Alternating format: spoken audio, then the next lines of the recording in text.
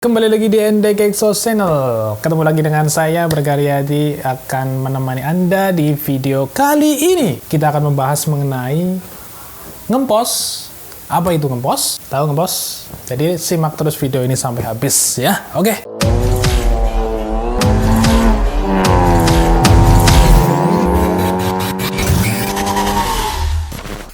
Jadi ngempos itu adalah suatu kondisi keadaan mobil setelah ganti knalpot. Jadi pada saat RPM bawah itu kurang bertenaga, itu ngempos namanya. Jadi selain ngempos juga ada yang namanya nahan.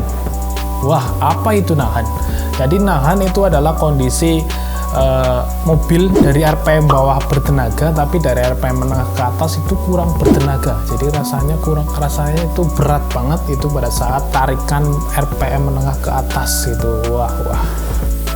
Itu benar-benar memang harus kita telusuri, kita tanggulangi ya. Jadi faktor apa sih yang mengakibatkan, yang mempengaruhi ngempos atau nahan ya setelah ganti knalpot racing? Jadi untuk yang pertama kita cek dulu di bagian engine ya. Itu engine mobil kalian itu udah ganti oli atau belum, udah tune up atau belum. Kemudian kita juga cek di bagian intake manifold atau biasa disebut dengan filter udara ya. Jadi saringannya itu biasanya kalau misal pemakaian 2-3 bulan biasanya di bagian dalamnya filternya, saringannya itu biasanya kotor, banyak debu di situ. Bahkan kalau misal sampai 5 bulan, 6 bulan itu biasanya di dalamnya ada cicak ya, cicak sampai masuk situ, sampai kering biasanya situ, sampai bener-bener itu pokoknya gitu ya. Kemudian selain dari filter yang kotor, kemudian dari segi dari busi ya, businya juga itu sangat berpengaruh ya. Kalau misal businya udah performanya dari percikan apinya kurang gede gitu, maksudnya udah melemah, itu memang pengaruh banget jika mesin ngempos atau nahan gitu ya. Kemudian selain dari engine kita cek, kemudian dicek juga di bagian knalpot. Kan udah ganti knalpot full system ya, dari header, resonator, muffler, kemudian dari center pipe-nya juga udah ganti. Jadi dicek juga di bagian knalpot ya. Yang pertama adalah dicek dulu pas pemasangan, khususnya untuk matic dulu ya. Matic dulu itu di bagian center pipe-nya, itu center pipe memang sangat pengaruh. Center pipe-nya itu pakai ukuran berapa ya. Kalau misal memang, kalau matic itu biasanya tarikan bawahnya pasti ngempos ya. Kalau misal itu ukuran pipanya terlalu besar ya, center pipe-nya terlalu besar, itu pasti jelas tarikannya jelas ngempos Pak. Kemudian untuk manual ya, untuk manual kalau misal di RPM bawahnya enak, ditarik pas digas enak banget, tapi di RPM menengah ke atas kok kok kerasa berat gitu ya, jadi kerasa nahan gitu ya. Itu biasanya dari center pipe-nya, pipanya itu terlalu kecil ya, terlalu bisa dibilang ukurannya di bawah standar gitu ya, jadi kurang sip gitu tarikannya. Tarikan bawah, tarik menengah ke atas maksudnya. Kalau tarikan bawahnya itu sih enak, tapi dari menengah ke atas itu rasa gimana gitu ya, seperti itu. Kemudian untuk transmisi matic ataupun manual juga itu harus diperhatikan di bagian konfigurasi. Atau mobil yang masih pemakaian header ya, itu konfigurasinya untuk matic ataupun manual itu berbeda rekomendasinya. Jadi untuk matic itu memang dari NDK Exhaust kita rekomendasikan pakai header 421 ya, karena header 421 itu memang direkomendasikan untuk menambah akselerasi di bagian RPM RPM bawah, maksudnya RPM bawah ke RPM menengah seperti itu. Karena matic yang memang dikenal dengan tarikannya yang agak berat di tarikan awal lah itu ya. Jadi header itu yang tadi header 421 memang direkomendasikan seperti itu ya. Kemudian untuk konfigurasi untuk mobil transmisi manual ya, transmisi manual, jadi direkomendasikan bisa pakai header 421, bisa dipakai header 41, itu semua tergantung kebutuhan gitu ya. Biasanya kan kalau misal manual kepengen buat harian, kemudian tapi tarikan bawahnya juga lebih nendang lagi karena biasa buat ngangkut barang atau ngangkut orang kondangan itu ya, atau ya seperti itulah ya, itu memang direkomendasikan pakai header 421 ya. Tapi kalau misal buat teman-teman ya, teman-teman modifer atau teman-teman yang suka balap tapi bisa buat harian, memang kita rekomendasikan pakai header 41 ya, seperti itu. Kemudian dari segi kerapian ya, kerapian center pip ya, maksudnya setelah ganti full system itu kan resonator ori dipotong pakai cutting wheel, itu biasanya kan di bagian ini, misal pipa ini ya, ibaratkan ini pipa ya, ini kalau misalnya habis dipotong di sini kan pasti ada bekas pemotongan ya, jadi masih kayak agak menutup seperti ini. Nah ini memang harus ya harus dibersihkan ya, dibersihkan terlebih dahulu pakai tang atau pakai obeng, apapun itu yang penting dibersihkan gitu ya. Memang itu sangat pengaruh, soalnya kalau misal dalam kondisi seperti ini kemudian dilas lagi dengan resonator atau center pip lagi, nanti bisa jadi itu berdesis gitu ya, berdesis, suara airflow-nya jadi kurang lancar, jadi kurang gimana ya, bisa dibilang kurang sip gitu ya, kurang lancar gitu ya, karena memang tujuan dari pergantian knalpot racing itu kan mencari performa dan jadi airflow-nya lebih lancar gitu ya, seperti itu. Jadi itu dia. Kemudian lanjut ke faktor yang lain ya, faktor yang sangat mempengaruhi ngepos dan nahan. Jadi dari segi pemasangan ya, dari segi pemasangannya yang tadi bisa dibilang dari kerapian tadi ya, kemudian dari segi pengelasan juga memang itu sangat pengaruh banget.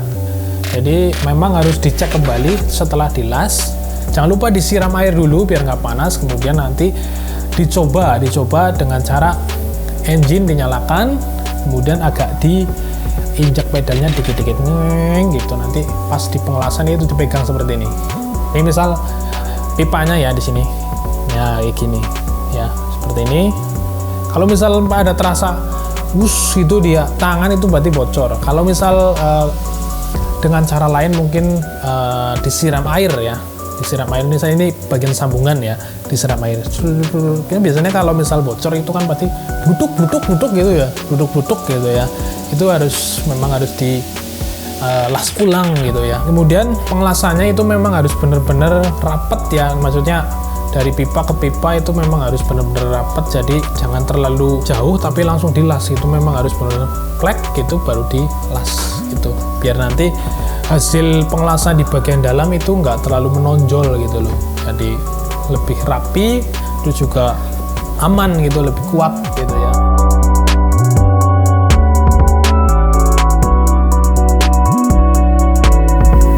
Oke, jadi bagaimana sih cara menanggulangi mobil terasa ngepos atau terasa nahan ya? Jadi untuk yang pertama, jikalau istilah kata ukuran pipa knalpot sudah sesuai, kemudian kita cek lagi di bagian konfigurasi ya. Konfigurasi khususnya untuk mobil yang masih memakai outtake manifold atau bagian header ya, biasanya nama header ya, itu memang harus disesuaikan dengan kebutuhan. Kalau misal mobil manual butuhnya untuk harian ya, direkomendasikan memang pakai header 41. Kalau misal manual tapi pengen harian balap, itu rekomendasikan pakai 41 panjang ya. Kemudian untuk matic, untuk pemakaian harian, jika kepengen dari tarikan bawahnya lebih ngisi, itu pakai header 421 ya. Tapi untuk matic juga di sini nggak cuma buat harian biasanya ya, biasanya ada yang khusus memang untuk balapan itu ya, itu memang bisa pakai header 41 ya. Tapi kalau untuk harian itu memang untuk mengisi tarikan bawahnya itu memang direkomendasikan pakai header 421 seperti itu. Kemudian dari segi kerapian ya, pengelasan semuanya sudah rapi, nggak ada kebocoran, dicek lagi semuanya ya. Kalau misal ada pengelasan kurang rapi, pipanya juga ada yang besar, ada yang kecil, ada yang besar, ada yang kecil, itu memang harus disesuaikan semuanya. Jadi ukuran pertama ukurannya segini, itu semuanya segini semuanya gitulah. Kemudian Selain dari kerapian knalpot dari segi pipa, ukuran pipanya, kemudian kita juga ngecek di bagian resonator ya. Resonator matic atau sama manual itu agak berbeda ya. Jadi berbeda sesuai dengan kebutuhan masing-masing ya. Kemudian selain tadi ya, dari ukuran pipa, kemudian konfigurasi, kerapian, kemudian kita juga jangan lupa teman-teman cek sensor ya, sensor dalam pemasangan ya. Jadi pastikan nggak ada sensor yang pemasangannya menceng ya, menceng, maksudnya nggak boleh kayak gini ya. Tadi harus benar-benar straight, lurus gitu, jangan sampai bengkok, nanti mengakibatkan sensornya jadi rusak. Kemudian cek engine-nya nyala di bagian speedometer. Kalau masih menyala itu memang harus dicek lagi di bagian resonator ya. Kalau misal pemasangannya sudah pas, dicek lagi di bagian kabel sensornya, apa di situ ada kabel yang terluka atau enggak, atau mungkin ada kabel sensor yang agak melintir ya, jadi mengakibatkan di dalam kabel itu kalau melintir kadang ada yang putus gitu ya. Salah satu kan kabel ada dua ya, kabel sensor ada dua gitu, jadi salah satunya bisa jadi ada yang putus gitu. Kemudian jika mobil matic udah ganti full system tapi kok mobilnya kerasa ngempos ya, itu gimana ya mas ya?